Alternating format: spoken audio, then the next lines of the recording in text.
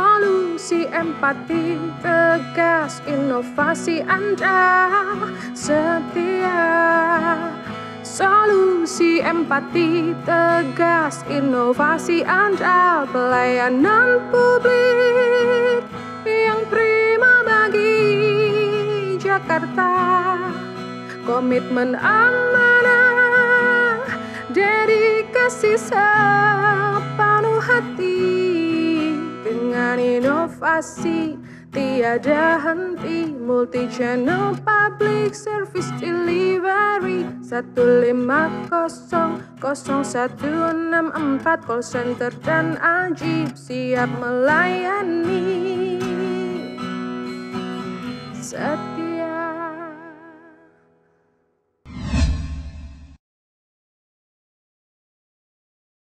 Solusi empati, tegas inovasi Anda. Solusi empati, tegas inovasi Anda. Solusi empati, tegas inovasi Anda. Solusi empati, tegas inovasi Anda. Solusi empati, tegas inovasi Anda.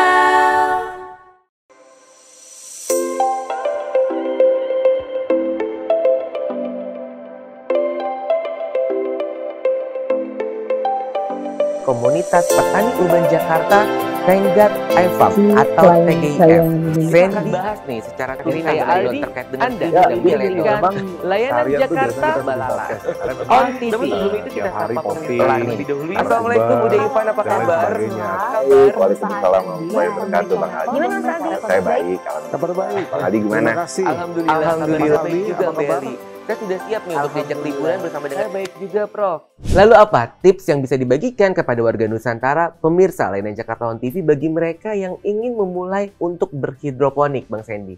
Pengalaman nyata saya juga, gitu ya. Jadi pertama kali yang saya lakukan adalah cari informasi yang tersedia, entah lewat YouTube, entah lewat forum-forum di website, entah baca-baca blog di website, gitu, soal berhidroponik. Cari dulu soal dasarnya seperti apa sih hidroponik. Lalu yang kedua adalah kalau sudah dapat dasarnya, coba aja dulu gitu. Jangan takut gagal, karena dalam berhidroponik mengalami kegagalan itu pasti gitu ya. Tapi jangan takut gagal. Coba aja dulu, dari nyoba itu nanti kan akhirnya bisa kelihatan. Oh, ini apa yang kurang, dan kemudian jangan ketika gagal juga jangan berhenti di situ, tapi juga maju lagi dan juga cari tahu lebih banyak. Itu sih tipsnya. Nah, pengalamanku dulu jadi aku mulai berhidroponik itu pakai botol air mineral bekas disuruh bakar gitu. Jadi berhidroponik itu jangan dipikir bahwa berhidroponik harus punya lahan luas dan sebagainya. Bahkan kita punya halaman saja atau balkon saja itu bisa gitu. Jadi aku dulu pakai botol air mineral bekas, lalu di situ aku masukin air nutrisi. Lalu aku sangga gitu ya buat di botol air mineralnya gitu untuk wadah kalau kita sebutnya net pot, itu pot yang khusus untuk hidroponik, pakai kain gitu. Lalu di situ aku nanam kangkung gitu. Dan dari hasil aku menggunakan botol air mineral bekas itu, aku bisa panen kangkung itu seminggu 2 kali gitu untuk konsumsi sendiri. Jadi sebenarnya berhidroponik itu praktis kok gitu. Nggak terlalu sulit gitu. Apalagi kalau untuk skala hobi ya, gitu. Jadi menggunakan alat-alat yang seadanya pun bisa. Sebagai sarana proteksi diri, apa saja teknik dasar yang bisa dipraktekkan dengan mudah oleh pemirsa layanan Jakarta On TV yang hari ini bisa Sensei bagikan kepada kita semua, Sensei? Silakan, Sensei Lisa. Baik, adik, itu kalau di Kempo kita harus menguasai teknik yang goho dan juho. Itu yang keras dan lembut, itu harus dikuasai keduanya. Dan di dalam berlatih juga harus berpasang-pasangan supaya tahu bagaimana menggunakan teknik-teknik tersebut. Ini banyak sih ya. Tapi salah satunya misalnya ditarik tangannya, kita bisa melepas ini, atau bisa juga membanting. Kalau kita tidak bisa melepasnya, kita bisa banting. Mau dia dari bagian ini mana saja di Kempo bisa dilakukan. Apa nih saran ataupun arahan yang bisa dokter sampaikan kepada pemirsa Layanan Jakarta On TV terkait dengan hal utama apa yang perlu kita perhatikan sebagai orang tua baru bagi anak bulu, terutama kucing? Wah, pertanyaan yang bagus dan benar sekali Mas Aldi bahwa banyak yang terjun nih akhirnya nih menjadi animal lover gitu ya. Memang banyak yang mengadopsi kucing. Nah, kalau untuk perawatan kucing sendiri, kami men-encourage untuk menjalani 4 sehat 5 sempurna nih Mas Aldi. Nah, ini seperti kita pola makan ya. Nah, yang pertama ini harus diberikan pakan yang bernutrisi baik. Jadi bukan sekedar famous makanannya, terus diberikan begitu aja. Karena berbeda-beda setiap runutan usia itu berbeda. Kalau dia masih kitten, tidak boleh diberikan makanannya untuk dewasa. Kalau dia sudah dewasa, jangan diberikan makanan untuk kitten. Jadi nutrisi yang penting, paling utama. Dan kucing itu kalau sudah 2 bulan ke atas, tidak butuh susu. Ya, kalau diberikan susu, dia tidak mampu memecah gula susu atau laktosa intoleran nama kejadian penyakitnya ya. Jadi dia mudah sekali mencret. Nah, ingat kalau kucing itu adalah obligat karnivor. Maksudnya apa? Dia itu benar-benar makanannya tuh daging-dagingan. Ayam, ikan gitu ya, dia nggak butuh yang namanya nasi ya. Jadi ada yang salah kaprah di mana kalau nggak pakai nasi nggak kenyang.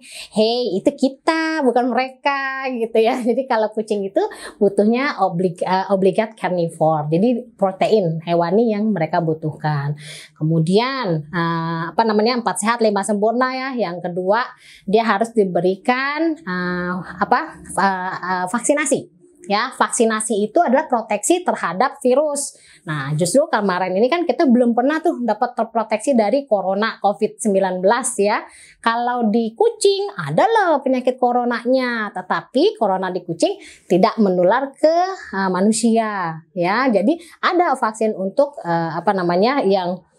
untuk kucing ya, tetapi nama penyakitnya memang coronavirus di kucing, dikenalnya penyakitnya FIP, tapi tidak ada vaksinnya nih mereka nih gitu. Cuma dari dulu memang udah ada. Kalau di kita manusia kan sudah ada vaksin corona.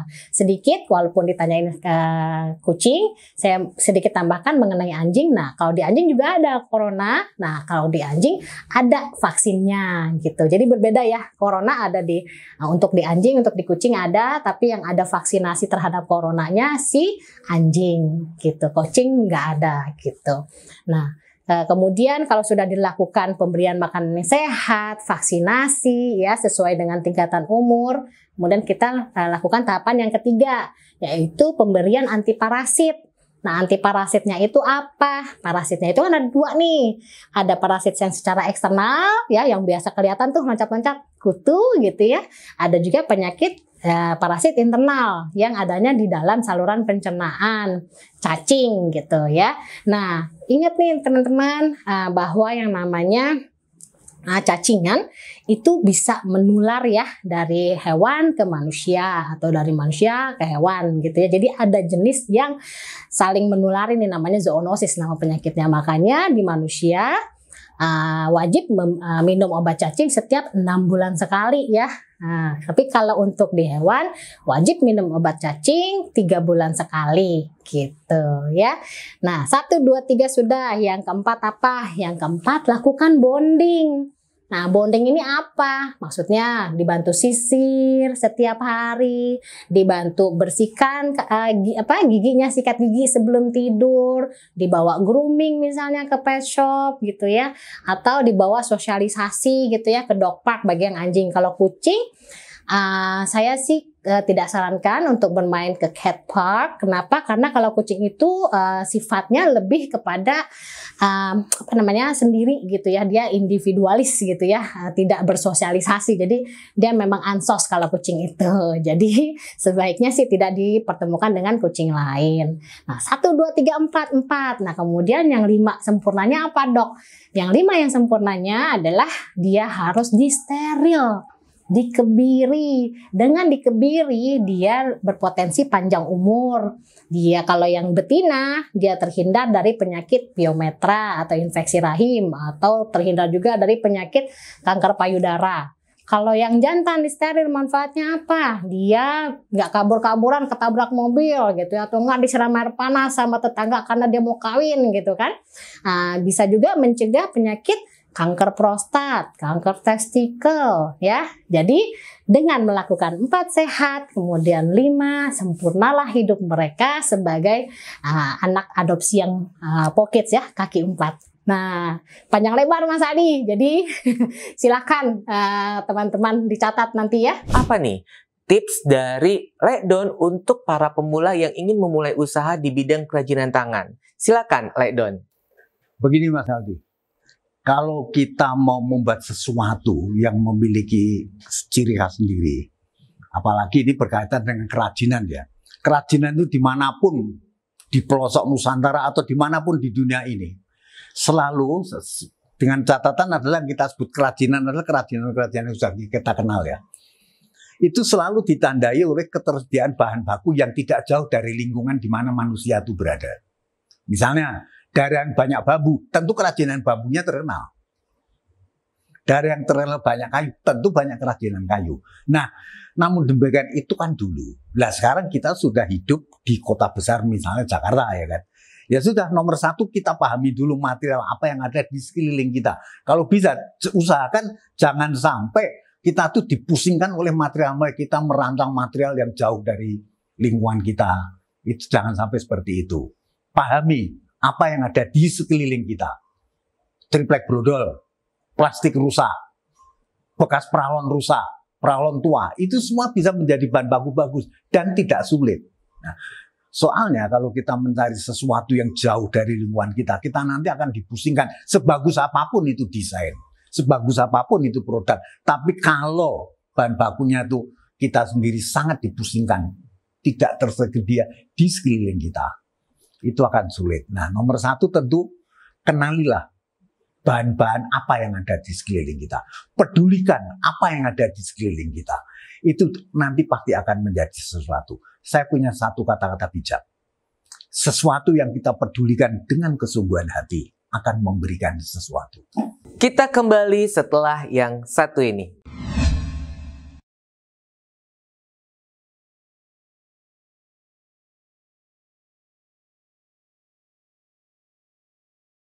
Tips dan trik apa nih yang bisa dokter bagikan kepada pemirsa layanan Jakarta On TV bagi mereka yang ingin melanjutkan pendidikannya di luar negeri khususnya di Jerman? Silakan Dokter Pandora. Tips-tips ya dia. Jadi sebenarnya satu hal sih yang pasti, kalau memang mempunyai atau ada cita-cita, ada keinginan yang emang dari gimana ya, itu udah keinginan yang sangat mendasar, udah benar-benar ingin banget gitu. Jadi kita tuh tipsnya adalah apapun, sesusah apapun ngejalaninnya, kalau memang itu kita menyukainya, pasti itu nanti juga akan kita ngejalannya akan lebih gampang gitu. Di Jerman ini fair gitu kalau mau kuliah. Jadi selama kita semangat, selama kita gigih, selama kita ada kemauan, itu tuh insya Allah tuh akan lancar-lancar aja gitu. Kalau kita punya kemauan untuk berjuang, mau susah-susah dulu, apapun tantangan yang dihadapi di depan mau kita jalanin, dan kita tuh tidak malu untuk tidak malu untuk bekerja atau tidak malu untuk mensupport diri sendiri, walaupun mungkin pekerjaannya bukan pekerjaan yang kita harapkan lah gitu. Selama kerjaan ini halal ya, itu juga bisa menjadi pembelajaran dan juga menjadi nilai tambah untuk menjadi lebih dewasa secara pribadi. Karena di Jerman ini kalau tips yang saya bisa kasih tahu atau yang mungkin saran kali ya, Jerman ini masuk kuliah itu gampang, keluar tapi susah gitu. Banyak orang-orang yang akhirnya tidak lulus, banyak kan orang Indonesia tidak lulus atau banyak kan juga negara-negara lain tidak lulus, itu mereka ketika kuliah karena mereka masuk kuliah tapi akhirnya mereka tuh bukannya semangat untuk kuliah, akhirnya mereka malah lebih banyakkan kerja sampingan gitu. Karena gampang juga di Jerman itu untuk kerja sampingan gitu.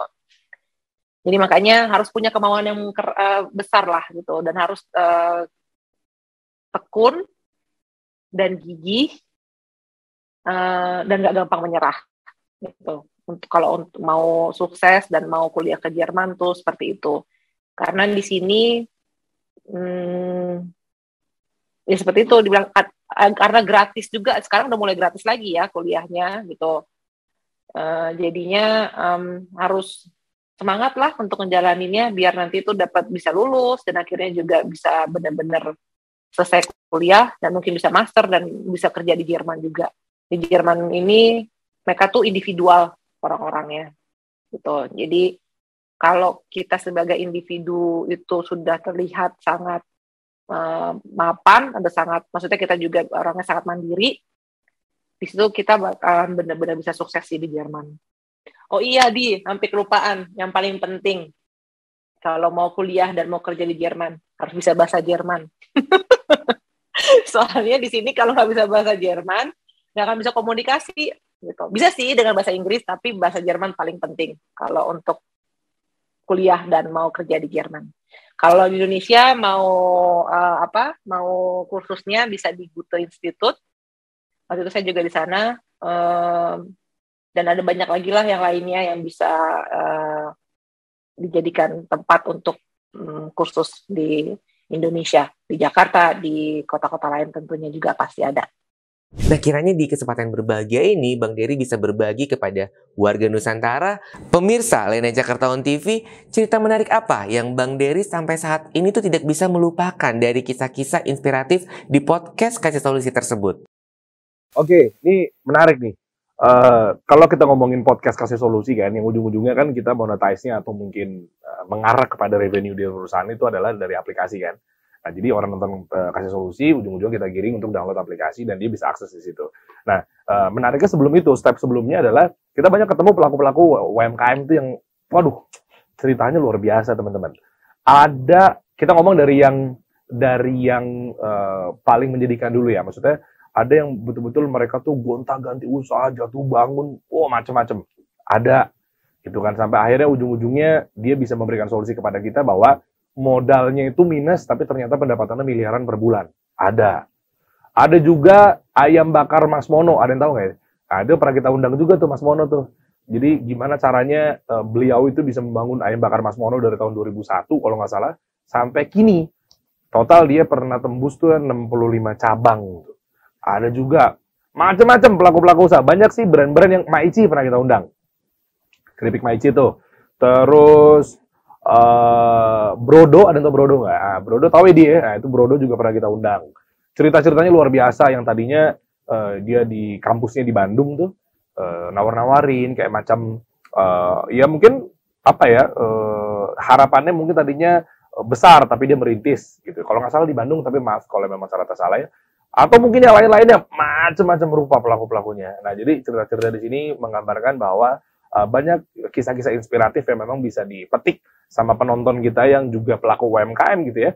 Agar apa? Agar tujuannya banyak yang memulai gerasak gerusuk tapi fatal di situ ujung-ujungnya. Nah, makanya dengan hadir Kasih Solusi, begini loh caranya mereka membangun usaha. Jangan sampai teman-teman yang ingin membangun usaha tuh sama kayak yang dia rasakan. Nah, itu cerita-cerita seperti itu tuh kadang membangkitkan kita nih secara trik, skill, toolset maupun skill set gitu, tahu melangkahnya mau ke arah mana. Nah, nggak pengen lah teman-teman UMKM juga merasakan hal yang sama seperti yang udah-udah yang kita undang di sini. Begitu sih. Apa nih tips yang bisa dibagikan kepada pemirsa Lena Jakarta On TV, khususnya para pebisnis kuliner pemula begitu Mbak, agar terus tetap semangat menjalankan bisnis Mbak? Silakan Mbak Lala. Kalau menurut saya sih, begitu mulai bisnis kita jangan pernah menyerah ya. Jadi kalau saya nggak pernah, oke lah boleh lihat kompetitor, lihat produk yang sama di luaran sana, itu tapi saya tidak pernah menganggap mereka sebagai halangan saya atau saingan saya untuk berkembang. Karena bagi saya, halangan utama itu adalah diri sendiri. Jadi menurut saya yang harus di-compete atau berkompetisi itu adalah diri sendiri. Jadi gimana kita bisa berkembang lebih baik dari hari ke hari, kita berkompetisi sama diri kita sendiri. Misalnya ya, ada dong masanya agak males, agak capek otaknya mikir, atau udah capek-capek kerja tapi kok masih begini aja ya gitu. Nah, itu balik lagi menurut saya, kita harus compete with ourselves. Kita harus coba berjuang lebih dan lebih dari hari ke hari, ngalahin diri sendiri, jadi kayak gimana ya, lebih ke gimana ya dia, mengalahkan diri sendiri ya, jadi berusaha untuk lebih ke diri sendiri gitu, dan ke brand itu sendiri. Jadi kita harus fokus sama usaha kita dulu di utamanya. Apa yang harus kita benarkan, apa yang harus kita perbaiki, apa kesalahan-kesalahan. Jadi menurut saya sih, saya suka banget tuh brainstorming sama karyawan-karyawan atau sama orang-orang dari luar. Itu teman-teman dari luar yang mungkin bisa ngasih saya insights, tentang Tom Apple begini-gini, ada kurangnya apa. Saya suka banget menerima hal-hal masukan seperti itu. Karena bagi saya, itulah yang membuat saya bisa makin berkembang, makin maju gitu. Jadi untuk mulai menurut saya sih nggak perlu ya lihat-lihat kanan kiri dia udah punya apa, dia hebatnya apa. Mulai aja dulu, coba aja dulu di awal, maju dulu, selangkah demi selangkah nggak apa-apa. Just compete with yourself aja. Sementara sampai berjumpa, bersama-sama bercanda lagi, kenangan manis di hari ini jadi alasan untuk kembali.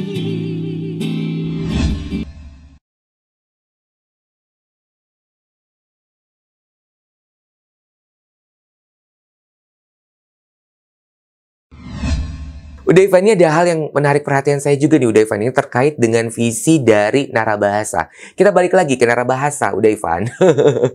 Yakni visinya adalah kuasai bahasa, kuasai dunia. Ini apa nih maksudnya, udah Ivan? Dan bagaimana penjelasan terkait dengan visi tersebut, udah Ivan? Ini berangkat dari kegelisahan saya.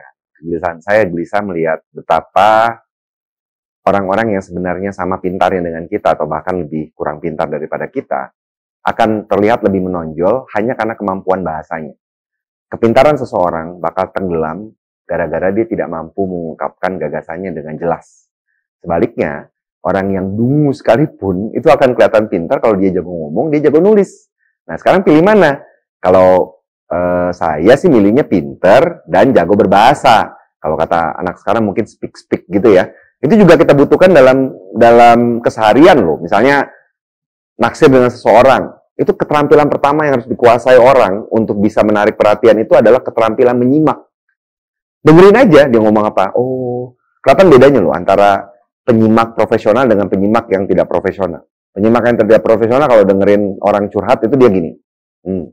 Oh, kalau yang profesional, oh gitu. Terus gimana? Waduh, sialan tuh orang tuh emang kacau banget. Dia akan bisa membangkitkan, bukan amarah ya, membangkitkan semangat orang untuk bercerita lebih lanjut.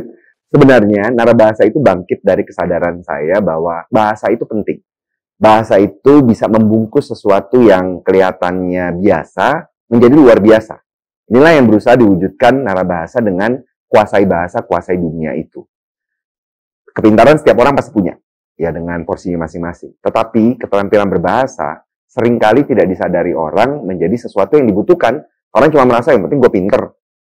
Perkara kemudian, ya orang harus bisa menerima kalau gue tidak bisa menjelaskan dengan sistematis, saya tidak bisa menjelaskan dengan bagus, pokoknya saya pinter. Ya gimana caranya orang bisa menilai kita pinter kalau dia tidak bisa mengungkapkan gagasannya dengan jelas? Ada katanya si Einstein yang bilang begini, kamu tidak akan dianggap pakar sebuah bidang kalau kamu tidak bisa menjelaskan bidang kamu itu kepada anak kecil. Katanya begitu. Jadi ketika kita bisa menjelaskan apa misalnya astrofisikawan bisa menjelaskan lubang hitam kepada anak kecil, itu luar biasa. Apa nih wejangan, tips and trick yang Mbak Eli bisa sampaikan kepada pemirsa lainnya Jakarta On TV agar kita semua ini bisa terhindar dari travel agent bodong yang selalu bikin kita jadi zonk nih Mbak Eli? Ya Mas Aldi, saat ini memang kami sedang gencar mengkampanyekan mengenai cara menjadi smart customer atau smart traveler. Jadi kita ingin berbagi tips ya, kita sampaikan ini juga di campaign-campaign kita, di sosial media juga kami sebarkan, supaya customer atau traveler itu tidak tertipu ya, jangan sampai kejadian seperti ini lagi.